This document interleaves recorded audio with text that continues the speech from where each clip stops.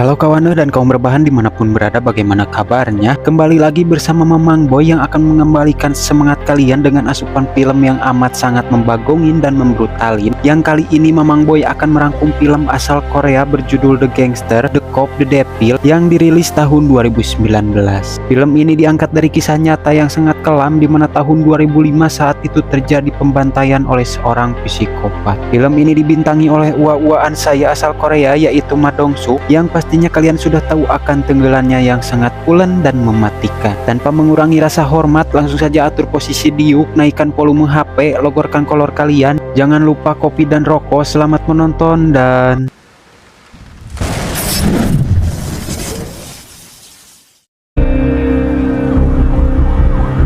cerita diawali dengan diperlihatkan tokoh pertama kita, seorang pria yang membunuh secara acak atau tanpa target khusus. Ia bernama Kang Kyung Ho atau The Devil. Ini dia bebenguknya, di mana terlihat menelusuri kota seperti sedang mencari seseorang atau mangsanya, dan ketika sudah menemukannya, Kyung Ho yang memiliki kecenderungan gangguan mental atau psikopat pun mengikuti sebuah mobil. Namun entah apa motifnya si Kyung Ho ini menabrakkan mobilnya tersebut hingga akhirnya terjadi sesuatu.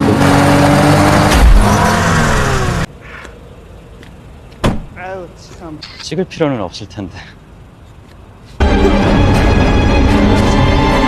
Sedikit penjelasan sebelum meneruskan filmnya, di mana seorang penderita psikopat atau sosiopat cenderung memiliki gangguan mental atau kejiwaan yang ditandai kurangnya empati dan kontrol perilaku yang buruk atau impulsif, di mana penderitanya memiliki sifat antisosial, egosentris, hingga melakukan tindakan kriminal, kekerasan, dan merugikan orang terdekatnya. Bahkan yang lebih parah adalah membunuh hanya untuk kesenangannya pribadi. Psikopat tidak sama dengan gelo alias gila, karena seorang psikopat sadar sepenuhnya atas perilaku yang ia perbuat. Dan inilah gangster polisi iblis. 후반기부터 충남 일대에서 여러 건의 살인 사건과 실종 사건이 연이어 발생하고 있지만 berikutnya kita akan diperlihatkan tokoh kedua kita, seorang petugas kepolisian bernama Jung Tae-suk atau The Cop. Ini dia wajahnya, di mana Tae-suk terlihat mau masuk dan menghampiri salah satu tempat judi di daerah itu milik bos gangster yang sangat ditakuti di kota tersebut. 비킵니다. 날도 더운데 왜? 오늘 뭐 날인가? 어? 자, 좀 가세요 좀. 어? 나대고 약을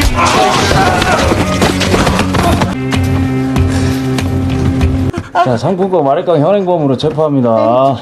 Dan berikutnya inilah si bos gangster yang diperankan oleh Ma Dong-suk, aktor Korea idola kita semua, yang badannya besar, tangannya besar, kalau mengaung yang lain langsung mundur. Salah! Bernama Jang Dong-su atau The Gangster. Ini dia wajahnya, di mana terlihat sedang olahraga pagi dengan memukul samsak, yang dimana sangat mencengangkannya. Ternyata dalam samsak tersebut adalah anak buah dari gangster saingannya.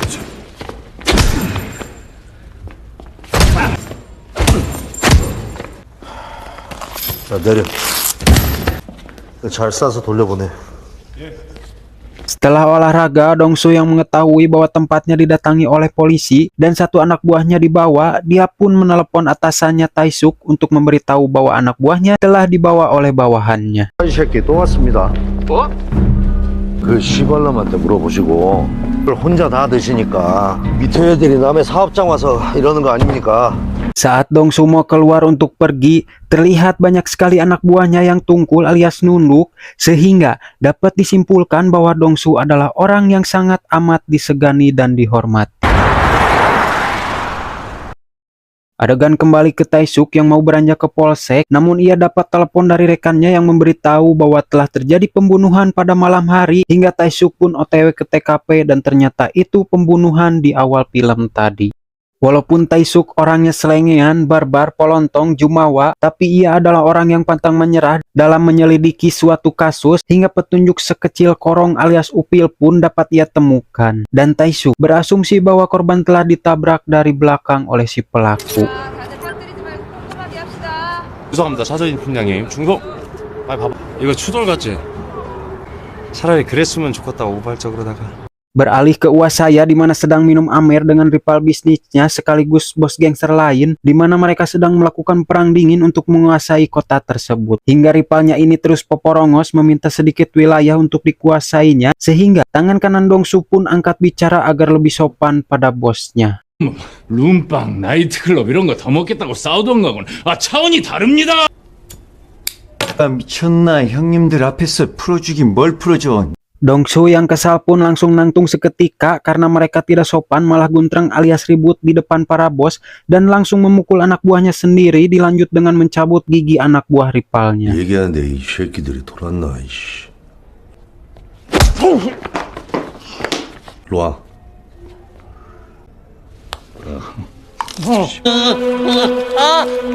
Lantas Dongsu meletakkannya ke dalam gelas dicampur amer dan Dongsu menyuruh rivalnya itu meminum minuman yang ada gigi tersebut. Amer rasa dahdir. 맛있네. Setelah beres pertemuan itu, Dongsu pun bergegas pulang, namun di sini Dongsu meminta kepada anak buahnya agar ia saja sendiri yang menyetir. Hingga tak lama Dongsu yang sedang menelepon dan anteng menyetir, tiba-tiba ada orang yang menabraknya dari belakang dan kita pasti sudah tahu siapa orang tersebut. 마시고. Ya, dia adalah Kyung Ho alias Devil yang pertama kalinya bertemu dengan bos gangster yang ditakuti di kota tersebut. 죄송합니다. 뭐 괜찮은 것 같은데 그냥 가십시오. Di mana Kyung Ho langsung menusuk Dongsu yang mau memasuki mobil karena tidak ambil pusing atas mobil yang baret menggunakan pisau dengan cepat dan terjadilah tusuk menusuk dan banting membanting.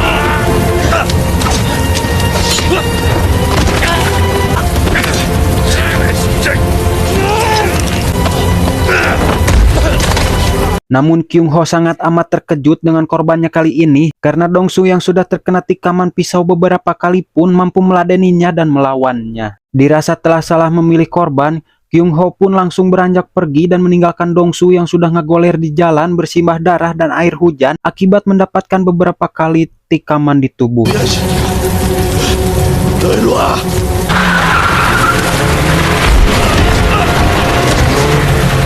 Dongsu pun dibawa ke rumah sakit dengan keadaan kritis karena kehabisan banyak sekali darah. Yang dimana di lain waktu anak buahnya Dongsu yang mengetahui bosnya kritis dan mereka pun berasumsi bahwa rival bisnisnya lah yang telah menyerang bosnya dan berinisiatif menyerang.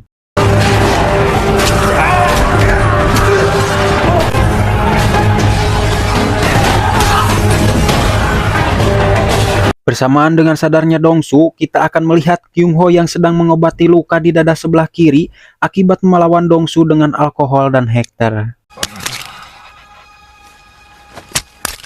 Namun Kyung Ho yang seakan tidak kapok dan tidak puas akan hasrat tikam menikam, ia pun berjalan menuju kandang dogi dan berniat membunuh salah satu dogi tersebut. Namun tak lama ada seorang warga yang memergoki Kyung Ho karena para dogi menggonggong gandeng dan pasti sudah tahu akan terjadi seperti apa.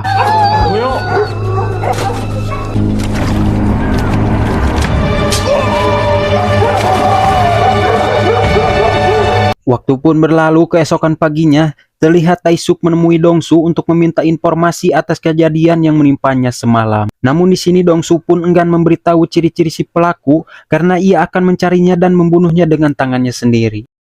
진짜? 어? 잠깐. 넘어져가지고 조금 다쳤어. Bukan ngapa-ngapa, ia hanya ingin membereskannya sendiri dan membersihkan namanya sebagai penguasa kota tersebut karena kalau tidak, itu akan dimanfaatkan oleh para pesaingnya. Namun kita ketahui sifat Tae-suk yang gigih dan pantang menyerah pun seakan berlomba-lomba siapa terlebih dahulu yang bisa menangkap si pembunuh itu dengan si Dongsu. Tae-suk pun pergi ke basement dan mengecek mobil milik Dongsu yang dimana terdapat bekas tabrakan dari belakang sama persis seperti kejadian sebelumnya. Dan Tae-suk pun berasumsi bahwa apa yang menimpa Dongsu dengan korban di awal film pelakunya adalah orang yang sama. 맞잖아 동수야. Di lain waktu Dongsu pun menyewa penggambar sketsa yang ahli untuk menggambar wajah pelaku melalui ciri-ciri yang ia sebutkan dan kita akan diperlihatkan wajah Kyung Ho sepenuhnya di mana terlihat muka tidak berbahaya, namun jangan tertipu oleh penampilannya karena seorang psikopat akan memanipulatif sikapnya demi mendapatkan rasa percaya dari orang di sekitarnya dan lebih ramah kepada orang yang ditemuinya. Namun di balik sifat itu tersimpan tersimpan sifat yang amat sangat mengerikan. Lagi dan lagi di lain waktu kita akan melihat Kyung Ho yang menghampiri seorang supir truk yang sedang menelepon dan sebab apa-apa dia pun ojol-ojol menusuknya. Namun kali ini Kyung Ho agak teledor dengan pergi begitu saja tanpa disadari bahwa senjata andalannya telah tertinggal.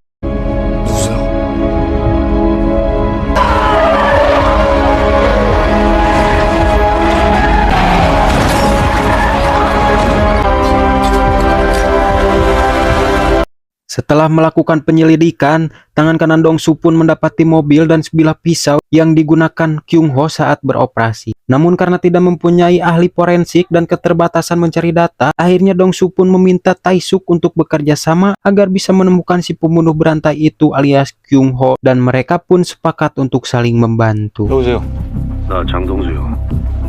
Tae-suk pun akan mengerahkan kemampuannya dan ahli forensik untuk menemukan data-data dari Kyung Ho, sedangkan Dong-su akan memberikan fasilitas dan sumber daya manusia alias anak buahnya untuk membantu sehingga bos gangster dan polisi sekarang ada di pihak yang sama memburu Kyung Ho. 깡패가 형사랑 악마를 잡는다. Dengan semua kekayaan dan uang yang dimiliki Dong-su, ia mengerahkan semuanya demi mendapatkan Kyung Ho, sedangkan Tae-suk dan rekannya sedang mencari petunjuk lebih dalam lagi di mobilnya tersebut. 야, 맨땅에 헤딩 시키는 건 장동수한테 맡기고.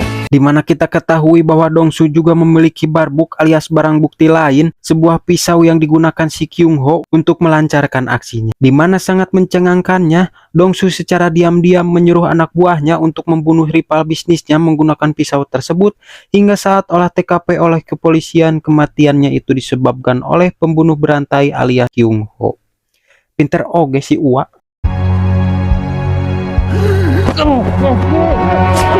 Akibat kejadian itu, Tae-suk dan rekan-rekannya pun dimarahi oleh atasannya karena dianggap tidak becus menangani kasus ini, dan atasannya pun meminta Tae-suk segera menangkap Kyung Ho agar tidak terjadi kepanikan di kalangan warga seluruh kota. 10대 중반, 상인 남자 평균 키. 지금까지 패턴을 보면은 이 새끼 이거 밤에만 움직여. 아직까지 따른다 생각하고. Tak lama Tae-suk pun mendapatkan telepon dari rekannya yang bekerja sebagai ahli forensik, di mana memberitahukan bahwa terdapat DNA darah korban-korban sebelumnya di pisau yang digunakan oleh si pembunuh itu. Tae-suk pun yang menyadari bahwasannya itu ulah Dong-su, Toloba omong langsung menghampiri ke tempatnya dan terjadilah baku hantam. 너지? 너지?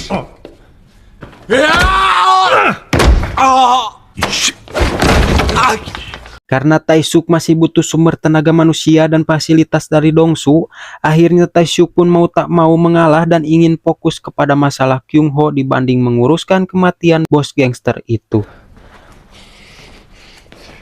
그러든지 말든지. Singkat cerita, malam pun poek. Dong-su yang melayat rival bisnisnya ini seakan tidak tahu apa-apa, dengan santainya menikmati jamuan, namun dalam kerumunan orang-orang yang berada di sana, tidak diduga ternyata Kyung Ho pun ngilu nimbrung alias ikut berkerumun di antara anggota gangster secara diam-diam. Kemudian Kyung Ho menghampiri si tangan kanan mendiang bos gangster itu dan memberikan secari kertas yang isinya bertuliskan, "Seseorang telah menggunakan pisauku untuk membunuh bosmu." Alhasil si tangan kanan itu pun langsung terprovokasi dan menduga bahwa Dong-su lah yang telah membunuh bosnya.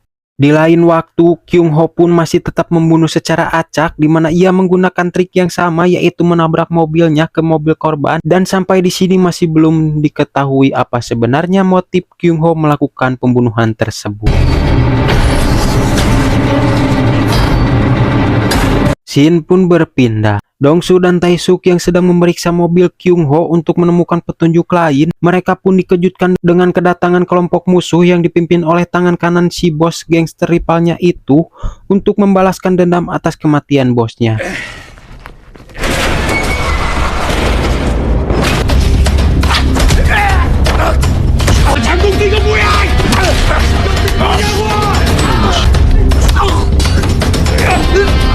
Hingga saat Taisuk bertarung dengan si tangan kanan itu, tak sengaja melukai musuh di mana pisau tertancap tepat di dadanya si tangan kanan.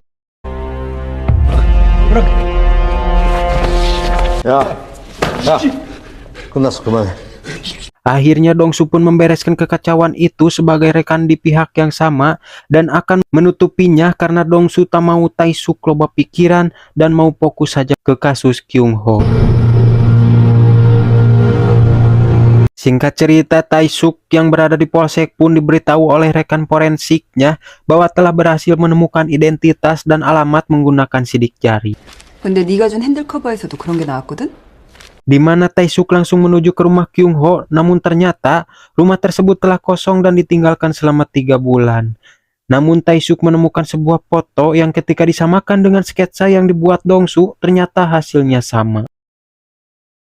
Dengan cepat Taisuk pun menghubungi Dongsu dan memberitahu bahwa identitas Kyung Ho sudah di tangan, sehingga sekarang tinggal mengumpulkan orang untuk mencari di mana Kyung Ho berada. Setelah rapat dan bermusyawarah untuk mempersempit gerak-gerik Kyung Ho, di mana Dongsu dan Taisuk terlihat berjalan bersama, di mana ini terlihat sangat keren dan edan sekali karena ini pertama kalinya kelompok gangster dan kepolisian menjalin kerjasama untuk menangkap orang yang sangat berbahaya. Setelah semua anggota berkumpul dengan bermodalkan foto yang ditemukan Taisuk, mereka pun menyebar ke beberapa titik yang sudah ditentukan, berharap bisa secepatnya menemukan Kyung Ho. 이 새끼를 무조건 잡는다. 맡은 곳을 샅샅이 훑으면서 주변으로 넓혀 나간다. Singkat cerita, Dongsu yang sedang berada di luar dan hujan-hujanan, datanglah siswa SMK yang mau pulang menggunakan bus Damri, di mana Dongsu yang melihat wanita itu kehujanan dengan bagernya memberikan payungnya agar seragamnya tidak basah dan tidak neplak. 나요. 가져가. 네. 감사합니다. Tak lama datang bus Damri dan siswi itu pun langsung naik, di mana di sini sangat mengejutkannya, ternyata Kyung Ho sedang duduk di salah satu kursi bus itu. Dan saat mereka sedang minum amer, TV pun memberitakan bahwa ada pembunuhan seorang siswi SMK yang saat dilihat ternyata payung yang digunakan terlihat sama persis dengan payung yang diberikan Dongsu. 박 모양은 학교를 마치고 혼자 귀가를 하던 중 참변을 Sehingga bisa disimpulkan Kyung Ho masih berada tidak jauh dari sana. Mereka pun langsung pergi dan melakukan pencarian saat itu juga. Setelah mencari ke hotel remang-remang dan Red Doors, akhirnya tangan kanan Dongsu berhasil menemukan Kyung Ho di mana ia berada di Oyo kamar nomor 304, tepatnya menginap.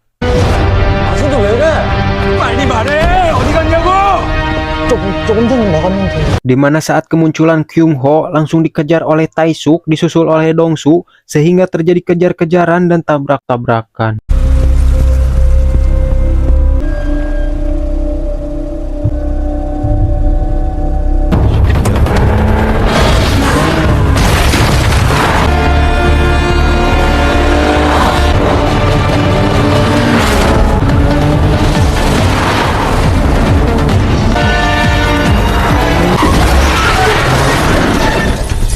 Saat Kyung Ho mau melarikan diri, mereka pun langsung mengejar hingga tangan kanan Dongsu menemukannya dan malah mendapatkan beberapa tusukan hingga membuatnya sekarat dan hampir meninggal.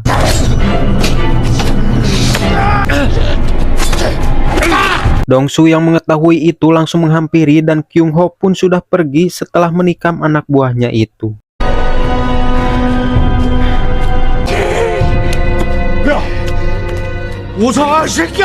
Dongsu yang tak tega meninggalkan anak buah kesayangannya pun mau tak mau harus pergi demi menangkap Kyung Ho. Tibalah Dongsu di sebuah tempat karaoke di mana ia mempunyai feeling yang kuat bahwa Kyung Ho berada di sini dan bersembunyi di toilet.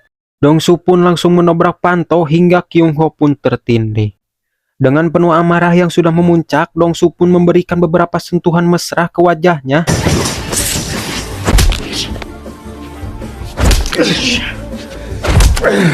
Mangga mamam. hingga akhirnya Kyung Ho pun diseret ke markas Dongsu untuk diberikan pelajaran atas apa yang ia perbuat dan telah macam-macam kepada bos gangster penguasa kota itu.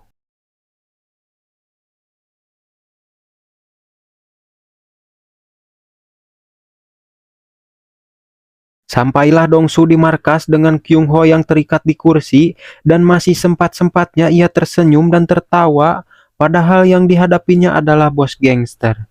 Karena pada dasarnya seorang psikopat tidak memiliki rasa empati dan rasa takut. 어디다 대고 칼질이야 이 존만한 새끼야. Saat Dongsu menanyakan apa motif ia melakukan ini semua, dengan santainya Kyung Ho menjawab, 사람 목숨 가지고 노니까 사람 죽일 때 제일 설레이는 순간이 언제인 줄 알아? dan itu sangat amat sulit dinalar dan dicerna oleh orang normal seperti kita. Tak tahan ingin mencit Kyung Ho, Dongsu pun mengambil bedog untuk mencit behengnya hingga putus, namun tiba-tiba ya, muncullah Tae-suk yang mencegah Dongsu melakukan itu karena Tae-suk mau mengadili Kyung Ho dengan jalur hukum dan undang-undang yang berlaku. 살인사건 용의자로 긴급 체포한다. Dan kalian kaum berbahan akan ngorejat seketika dan jantung berdebar kencang, ingin sekali rasanya berkata kasar saat melihat Kyung Ho. Ternyata sedang enak-enakan makan ketika kasusnya ramai di berita dan berlagak tidak ada yang terjadi. Karena dia optimis bisa bebas dengan cepat, yang mana ia berpikir bahwa bukti yang ada tidak akan memberatkan kasusnya. Beralih ke pengadilan di mana Kyung Ho sangat amat licin seperti belut dengan pembelaannya dengan memutarbalikkan fakta. 당신들한테 죄가 없다면 저 역시 아무 죄가 없습니다. 증거도 없이 저에게 사형을 선고하신다면 그거야말로 살인입니다. 선한 얼굴을 하고 악행을 저지르는 인간들이야말로 진짜 악마입니다. 무자비하게 찔리고 살아남은 유일한 피해자이자 본 사건의 목격자를 증인으로 신청합니다. 존경하는 재판장님, 본 검사는 Namun tak lama Dongsu pun datang untuk menjadi saksi terakhir dan membawa bukti yang sangat kuat agar bisa memasukkan Kyung Ho ke penjara. Dongsu pun memperlihatkan bekas luka tikaman yang baru-baru ini ia dapat saat melawan Kyung Ho dan menunjukkan bahwa ia juga memberi luka pada si pelaku, sebuah tikaman di dada sebelah kirinya. 그리고 저 새끼 옷 한번 벗겨보십시오. 내가 왼쪽 주문 피고인 강경호에게 사형을 선고한다. Sebelum Dongsu mau menjadi saksi terakhir untuk menjebloskan Kyung Ho ke penjara, ternyata ia dan Tae-suk membuat sebuah perjanjian yang mana jika Dongsu di penjara, ia mau satu penjara dengan si Kyung Ho ini. 그 새끼랑 같은 감옥에 넣어준다고 약속해요. 법으로 그 새끼 죽이자. Ya, Kyung Ho pun akan mendapatkan siksaan yang amat sangat menyakitkan dan tidak pernah terbayang setiap harinya, hingga mungkin sampai Kyung Ho meninggal. 셋이 목숨 걸고 게임을 했는데 끝은 봐야지. Tamat, si Tata dan si Mamat pun berbicara. Terima kasih yang sudah menonton.